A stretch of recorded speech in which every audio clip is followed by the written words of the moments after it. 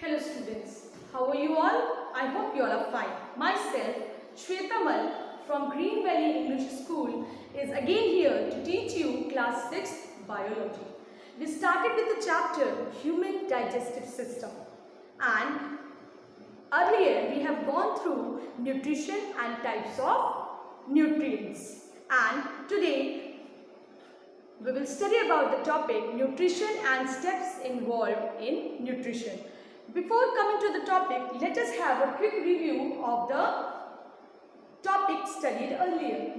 Introduction. Nutrition may be defined as the science of food and its relationship to the health.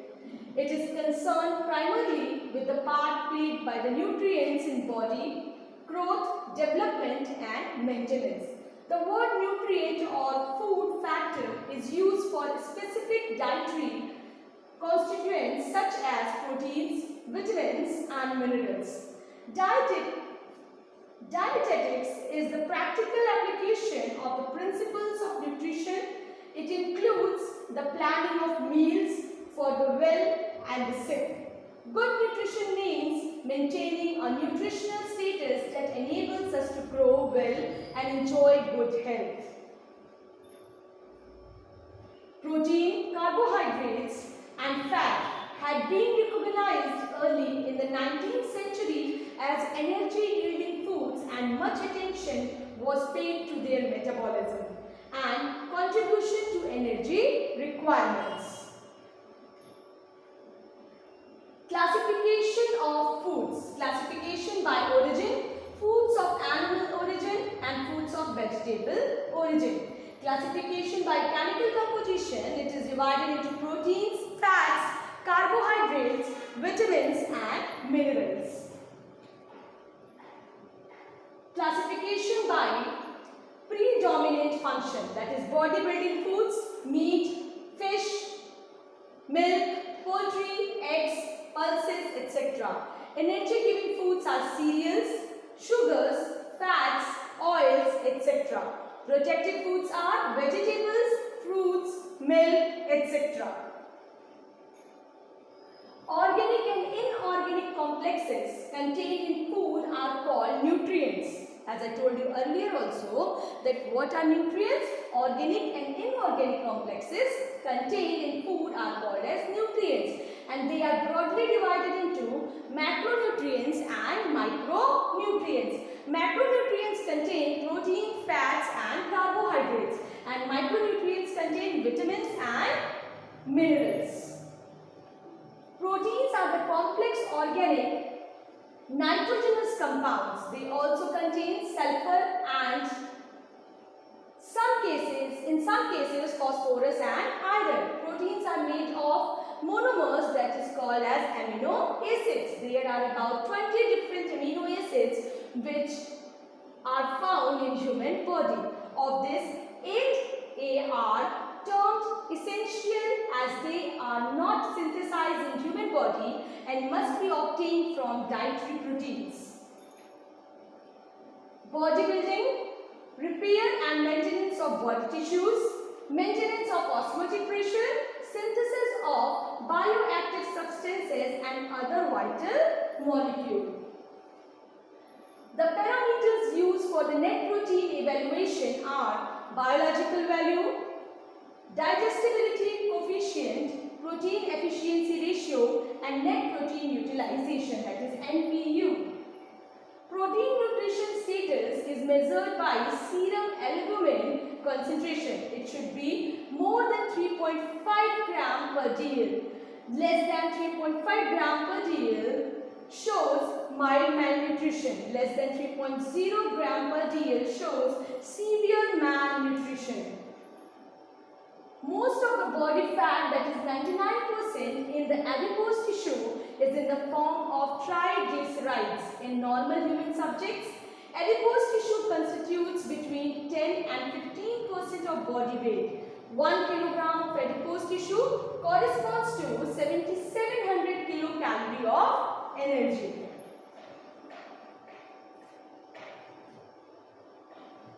Here it is showing the fatty acid content of different fats in percent: saturated, monounsaturated, polysaturated, that is fats, fatty acids. Okay.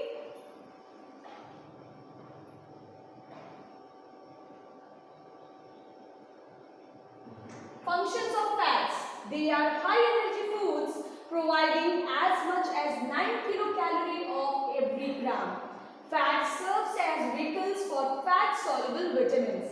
Fats in the body support viscera such as heart, kidney and intestine, and fat beneath the skin provides insulation against cold.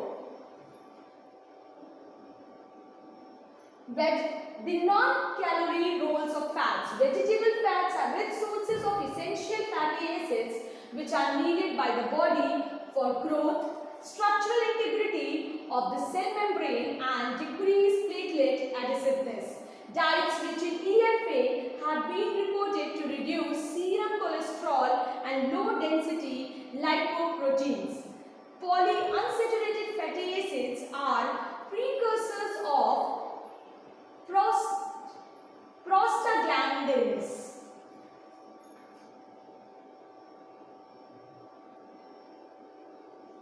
Carbohydrates. Carbohydrate is the main source of energy, providing 4 kilocalories per 1 gram. Carbohydrate is also essential for the oxidation of fats and for the synthesis of certain non-essential amino acids.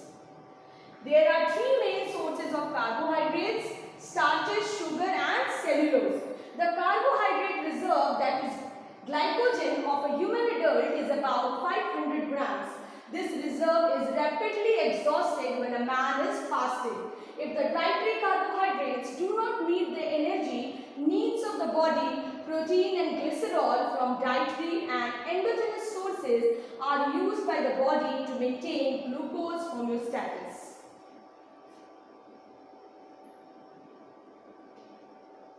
Now let us know about vitamins. Vitamins are a class of organic compounds categorized as essential nutrients. They are required by the body in a very small amount. They fall in the category of micronutrients. Vitamins are divided into two groups: fat soluble vitamins, that is A, D, E and K, and water soluble vitamins, that is vitamins of the B group and vitamin C.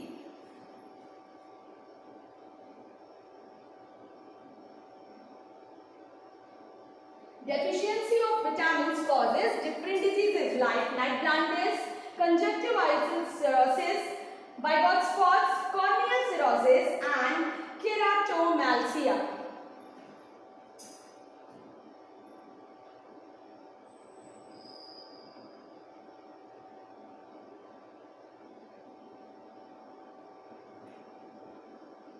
Okay, this was all about vitamins, and when I talk about minerals, minerals are balancing food. Our body needs minerals like calcium and iron, iodine, phosphorus, sodium, fluorine in small quantity.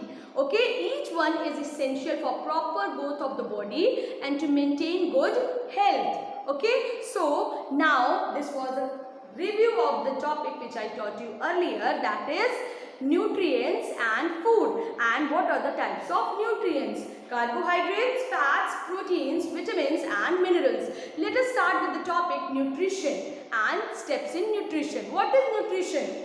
Nutrition is the process by which living organisms obtain or synthesize their food and convert it into simple absorbable substances that can be utilized by body cells. Okay, what I told you that what is nutrition? Nutrition is the process of taking in food by an organism and its digestion. What is nutrition? Nutrition is the process of taking in food by the body and its digestion. Okay, means converting complex substances into simpler substances. Okay, absorption and utilization of the body. Okay, nutrition is the process of taking in food by an organism and its digestion, absorption and utilization of the body. Now let us know about the steps involved in the process of nutrition. What are the steps involved in the process of nutrition? There are 5 steps involved in the process of nutrition. That is ingestion, digestion, absorption, assimilation, egestion. Okay? There are 5 steps involved in the process of nutrition. The first is ingestion. Second is digestion. The third one is absorption. Then fourth one is assimilation. And the fifth one is egestion. Now come, let us study in detail about this.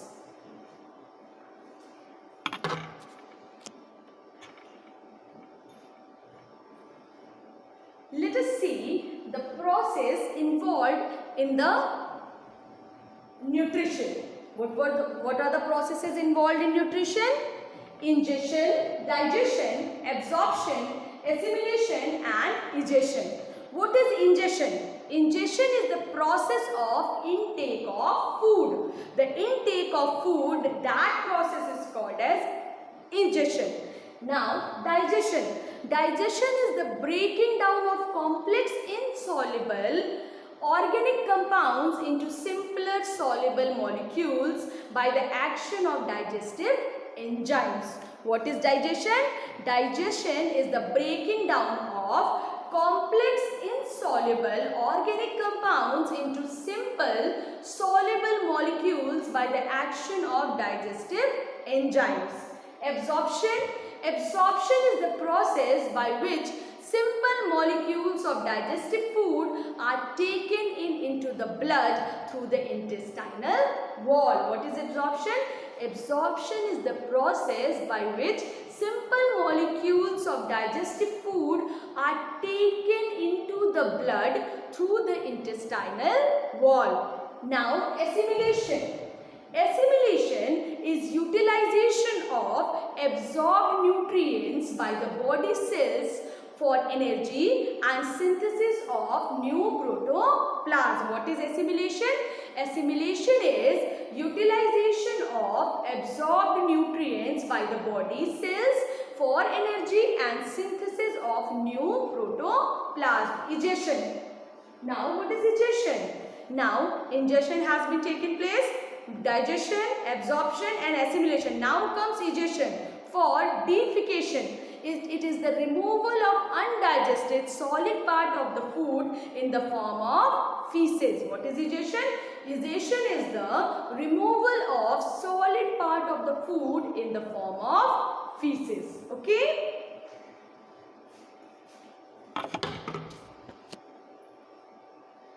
Before starting with the human digestive system, let us again revise what are the steps involved in the process of nutrition. I told you there are 5 steps involved in the process of human beings' nutrition. Human beings, that is ingestion, digestion, absorption, assimilation and egestion. What is ingestion? The process of taking of food through the mouth is called as ingestion. The process by which we take food through mouth is called as ingestion. Digestion. The food we eat is in the form of large insoluble substances. It cannot be absorbed as such by the body. And the breakdown of complex components of food into simpler substances is called as digestion. What is digestion? The breakdown of complex components of food into simpler substances is called as digestion. The food, whatever we have taken in through the mouth, is in a large form of large insoluble substances and it cannot be absorbed as such by the body. So, the breakdown of complex components of food into simpler substances is called as digestion. Now, what about absorption? The process by which the digestive food gets absorbed in the walls of the small intestine is called as absorption. What I told you, the process by which the digestive food gets absorbed in the walls of the small intestine is called as absorption. Now, what is assimilation? The process of utilization of the absorbed food for energy, growth and repair of body cells is called as assimilation. Blood carries the absorbed food to all the parts of the body for its assimilation. Now the last is egestion. What is egestion? The process of removal of undigested food from the body is called as egestion. The whole food that we eat is not digested completely by our body. The undigested food needs to be removed out of the body, and that process of the removal of undigested food of the body is called as egestion. Now let us start with the topic, the human digestive system.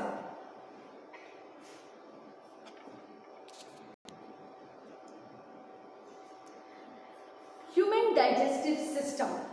The food we eat is broken down into simple molecules by the digestive system. What happens? The food that we take in, that we eat, is broken down into simple molecules by the digestive system. The digestive system has the following two groups of organs, that is alimentary canal and digestive glands. What is alimentary canal? What is alimentary canal? It is a 9-meter long coiled food tube.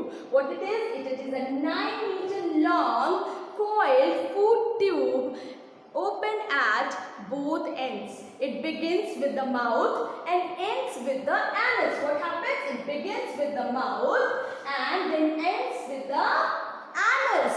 Okay? And it is divided into buccal cavity, pharynx, esophagus, or we can say food pipe, stomach, small intestine, large intestine, rectum and anus. What I told you, the alimentary canal is divided into buccal cavity, pharynx, esophagus, or it can be also called as food pipe, stomach, small intestine, large intestine, rectum and anus. And what about digestive glands? These glands make and store the digestive juices or enzymes. What they do? They make and store the digestive juices or enzymes, and these helps in digestion. How does this help? It helps in digestion. And digestive glands include salivary glands, liver and pancreas. The digestive glands include salivary glands, liver and pancreas. Now let us come to the process of nutrition in humans. What is the process of nutrition in humans? I told you earlier, it was ingestion, digestion, absorption, assimilation and egestion. Now, the human digestive system, as I told you, the digestive system is categorized into two groups of organs, that is alimentary canal and digestive glands. Digestive glands include salivary glands, liver and pancreas, and the alimentary canal includes buccal cavity, pharynx, esophagus or food pipe, stomach, small intestine, large intestine, rectum and anus. Now comes mouth and the buccal cavity. This comes mouth and buccal cavity. The first chamber of alimentary canal is the buccal cavity. Its opening is called as mouth. What is its opening called? Its opening is called as mouth. It is bordered by an upper and a lower lip. How it is bordered? It is bordered by an upper lip and a lower lip. And lip helps in sipping and sucking liquids and in closing of mouth, opening during swallowing of food. There is a certain role of lips also. What is the role of the lips? It helps in sucking liquid and in closing of mouth, opening during swallowing food. Okay? Following structures are present in the buccal cavity. What are those structures? Those structures are teeth, tongue and opening of salivary glands. What are those? Teeth, tongue and opening of salivary glands. Now let us know about teeth.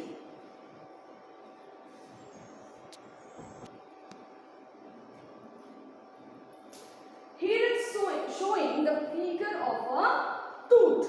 Okay, and this is dentition, a figure of a mouth which has a human child has milk teeth 20 in number, and as you know that there are 32 teeth in a mouth. How many teeth are there? There are 32 teeth in a mouth.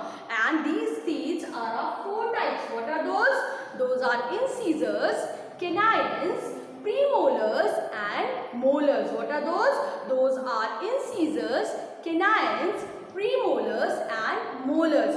Incisor. What are incisors? Incisors are the front teeth used for biting food.